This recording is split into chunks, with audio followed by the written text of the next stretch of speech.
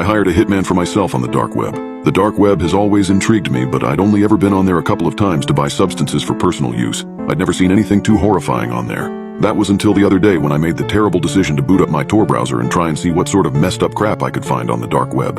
If you've ever been on the dark web, you'll know that you can't just search up red rooms or Hitman for hire and get results. No, you have to find links to these websites first. Now, normally the average person wouldn't be this interested in something like a hitman, but I'm different. To me, life is Roblox. I don't care what happens to me.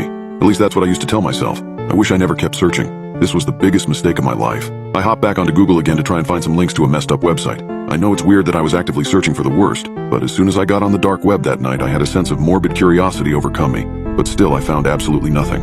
In one final attempt, I clicked on Reddit. Hoping onto our deep web, I didn't think I would find anything. So I just scrolled through hot for about half an hour before sorting by new. Then I found it. One simple text post titled, Slayer's Assassination and Life-Ruining Services. In the text box in the post was what seemed to be just a random assortment of numbers and letters. It took my tired brain a second to figure out what it was, but I realized pretty quickly. It was a link, presumably to a Hitman website. So I decided to paste the link into my dark web browser, and what do you know, it worked. Up along the top of the website was its name, Slayer's Assassination and Life-Ruining Services, and next to it what looked to be a skull inside of a crosshair. I chuckled when I saw that the site must be fake. Upon scrolling down, however, I was not disappointed. There was a paragraph of white text on a black background, and a small box to the right of the text that just said, Place an order. The text was the main part, though, as it took up most of the page. It read, Slayer's Assassinations and Life-Ruining Services offers everything from acid attack, crippling, blinding, beatings, and good old death. We have the lowest prices out of any other company running similar services, and we are worldwide. We have a dedicated and experienced group of staff based all over the world. So if you need someone to be assassinated, or maybe you just want them scarred for life, don't hesitate to contact us. Again, I laughed. This had to be satire, right? Hell, I was even tempted to order it on someone just to see what would happen. Ironically, I actually have a half-decent job, so I can afford to. Better not to risk it, though, I thought to myself. I was about to close my computer and call it for a night when I heard a knock at the door. I live alone, so it was unusual to get visitors, especially so late at night. But when I opened my door, it was just my good buddy Mark, who also happened to be my weed plug. As I opened the door, he didn't hesitate to let himself in and shove a big baggie full of pot in my face. This dude, if the best crap I've had in a minute, we gotta try some. I couldn't say no. Cut to a couple hours later, it's early morning, and Mark and I are chilling on my couch, both blazed as hell. He suddenly decides to get up, and I assume he's going to get some leftover pizza. But he walks over to my desk and computer. Slayer's Assassinations, are you gonna kill someone or something? He mutters. What? I reply. Your computer, dude, it's got some hacker crap on it. It's the dark web, man, don't mess with it.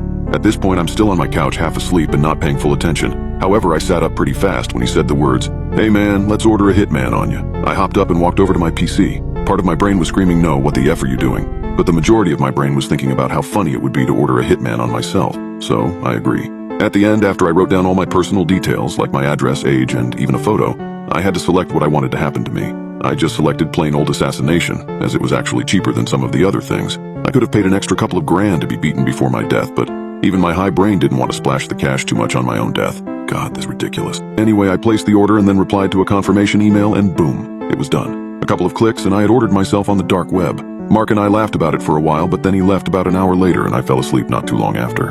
I woke up around 9 a.m., which meant I got at least 6 hours of sleep, even if it felt like I got 3. I got up and out of bed, threw on some track pants and a cotton shirt, and brewed myself a coffee before sitting down to play some games and just enjoy my Sunday. You can imagine how shocked I was when I saw that I had ordered my death the previous night. Even though I thought the site was bullcrap, I still felt a pit open up in my stomach. Even when I'm high, I usually can make sensible decisions. I chuckled, not like I could remember it anyway. But I guess Mark's new stuff really was good.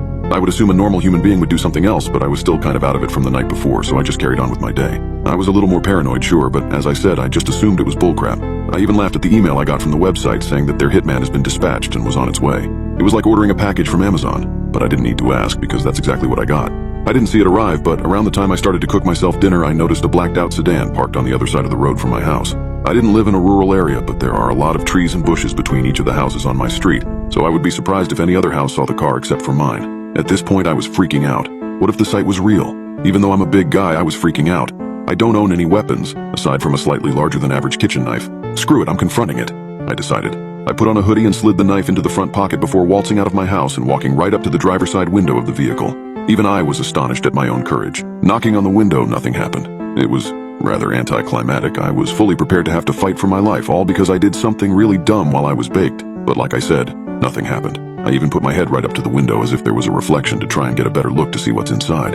I could barely see what was inside of the car, but all I could make out were 2 empty seats. No one was even inside.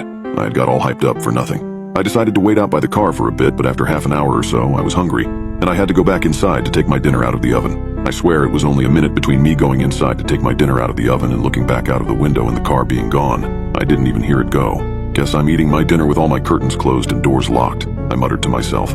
I had just started to calm down when the power shut off.